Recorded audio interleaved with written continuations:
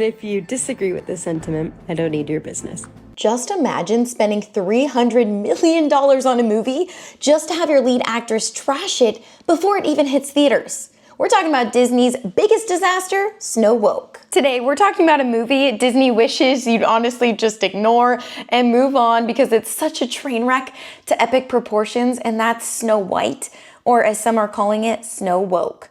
Between all the political drama that's been happening behind the scenes and on social media, the production nightmare, and a box office flop that probably has poor Mickey Mouse in tears, this movie is making headlines, honestly, for all the wrong reasons. So grab your popcorn because we're breaking down how this fairy tale turned into a PR disaster. Let's start off with the most controversial element to this whole PR nightmare, and that is the lead actress Rachel Zegler, who plays Snow White. Now, you would think that this is any little girl's dream. I mean, to be cast as a Disney princess, you grow up wearing the Disney princess dresses, pretending that you are Cinderella and Snow White. You wear your outfits to Disneyland.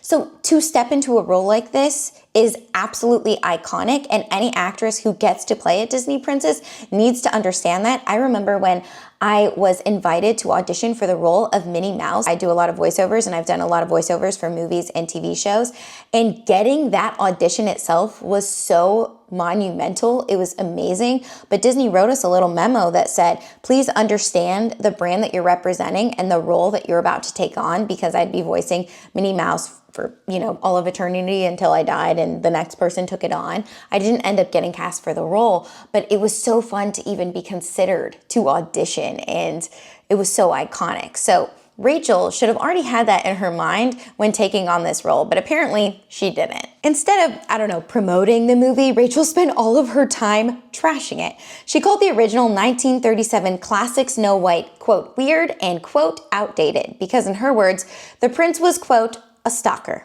Save for the prince, and she's not going to be dreaming about true love. The original cartoon came out in 1937, and very evidently so. There's a big focus on her love story with a guy who literally stalks her. Yeah. Weird. She also doubled down, saying her version wouldn't be about, quote, waiting for true love, but more about, quote, becoming a leader. Oh my goodness. One could be a leader and also want to find true love. Just saying. But no, she spent all of her time stirring up political drama. She made headlines for posting F Donald Trump on social media and then followed it up by wishing his supporters never know peace. Now, correct me if I'm wrong, but people on both sides of the aisle typically like bringing their kids to Disney movies because it promotes good themes and good storylines that they could take with them for generations. Well, according to Rachel Zegler, this is not for people on that side of the aisle. And because Disney loves a good PR crisis, reports actually surfaced that they paid a social media expert to clean up her mess. Yeah, Mickey Mouse had to cut a check just to babysit her Twitter account. Now, this turned into a production nightmare that cost Disney a fortune.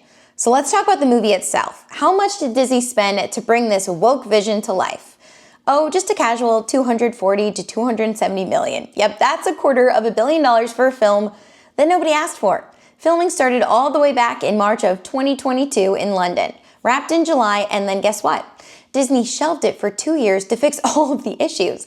Then they spent even more money on reshoots in June of 2024, which probably means they realized, oh no, we actually made a dumpster fire. And Rachel's political controversy didn't just stop at hating Donald Trump and his supporters, but it went on when she got involved in the Palestine versus Israel war and said, Free Palestine. This caused a lot of controversy on set with Gal Gadot, who served in the Israeli army and has also made political statements supporting Israel. Gal Gadot has emphasized her concern for humanity and advocated for the release of hostages taken during the conflicts. She stated, quote, I am all about humanity and I felt like I had to advocate for the hostages. So a major question a lot of productions, studios, and people behind the scenes are asking is, should talent be allowed to make their controversial statements or political views known, especially around such big subjects that are getting a lot of hate in both directions, when they're in the middle of being contracted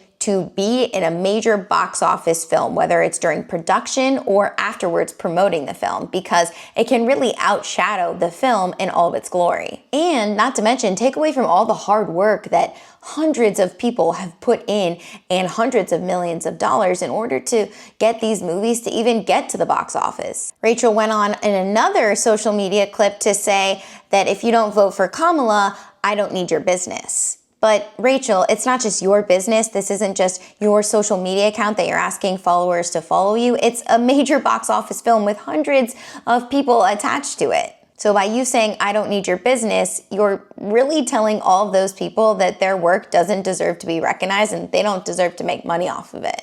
And it's not just political controversy that's surrounding this movie. There was also a lot of controversy surrounding the casting of the Seven Dwarfs. Peter Dinklage, who is in the Community, who you know and love from the HBO series Game of Thrones, made this very controversial statement saying, literally no offense to anyone, but I was sort of taken aback. They were very proud to cast a Latina actress as Snow White, but you're still telling the story of Snow White and the Seven Dwarfs.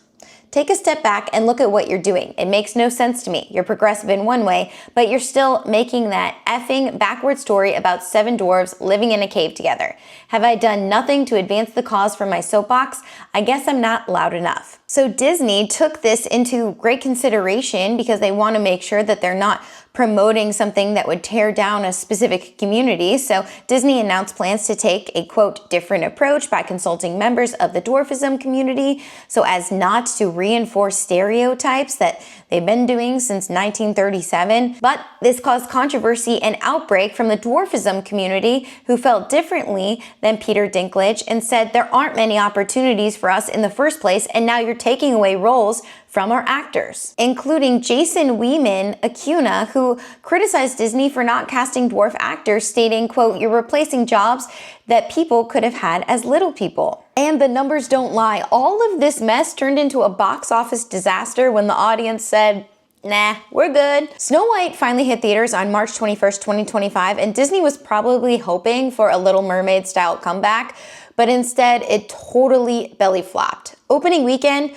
a painfully bad 43 million in the US and only 44 million internationally. So that's only 87 million total, which that sounds pretty big until you remember that the movie cost 3 times that much to make. It's safe to say Disney execs are currently stress-eating Mickey-shaped ice cream bars. To really break down how monumental this whole catastrophe has been, let's take a look at other live actions. I mean, they usually print money, even when people complain about them, but they still rake in billions. Snow Woke? Yeah, not so much. Let's compare. The Lion King 2019 version made a jaw-dropping $1.66 billion worldwide, and it turns out people actually like nostalgia when it's done right. Maybe Rachel Zegler should take a note. Beauty and the Beast, which was 2017, it was a fairy tale done so right, bringing in $1.26 billion globally, and Aladdin 2019 movie. Well, despite the Will Smith blue genie memes, this one still crossed $1.05 billion worldwide. Jungle Book 2016 nearly hit $1 billion too, and The Little Mermaid, even with all the controversy, still had 95.5 million opening weekend. Now Snow White, 43 million US and 44 million internationally. Disastrous movie that cost $250 million to make. Safe to say that Snow Woke is the ugly stepsister to Disney remakes, except Cinderella actually made money. Even the cast was so beyond over this. Usually when a movie flops, the cast just smiles and waves and tries not to do a ton of extra interviews afterwards, but nope. This time, the claws came out. Jonah Platt, the son of producer Mark Platt, actually blamed Rachel Zegler directly for tanking the film. He basically said, quote, maybe trashing the movie and alienating half the country wasn't the best marketing strategy. Of course, he deleted the post later, but not before the internet screenshotted all of the receipts. And to everyone who hates when I win, the winged victory came to the Louvre in pieces, and people still line up to see her. And I can only hope that despite my flaws, and despite my cracks and my breaks, and there are many of them, that at every premiere and everything I do, people will wait in line to see. Even Gal Gadot, who played the evil queen, kept her distance from all the drama. Smart move, considering she actually had a reputation to protect. Man, I'm tired even just thinking about this, and I just feel so bad as someone who's worked in Hollywood for over 10 years for all the cast and crew that spent so many years and so many hundreds of millions of dollars making this. Snow Woke is yet another example of Hollywood trying to modernize a classic and instead alienating literally everyone. Fans of the original, mad. Casual moviegoers, confused. The Disney accountants, crying. Disney spent nearly $300 million making a movie that nobody wanted, starring an actress who actively trashed the brand, and it extended with one of the biggest box office flops in Disney history. Final thoughts, maybe don't hire someone to play the lead actress who actually hates the original movie. But I want to hear from you. What are your final thoughts? Do you think Rachel Zegler trashed the movie? Do you think it all just became a political nightmare? What do you think of the CGI dwarves? Do you think that was the good way to go? Or do you think it just caused more controversy? Let's start our friendly conversations and debates. Drop your thoughts in the comments. If you haven't already, hit that subscribe button and the bell for notifications so you never miss a video. And right here is a playlist for all of your binging desires. We'll see you in the next one. Bye guys. Ciao!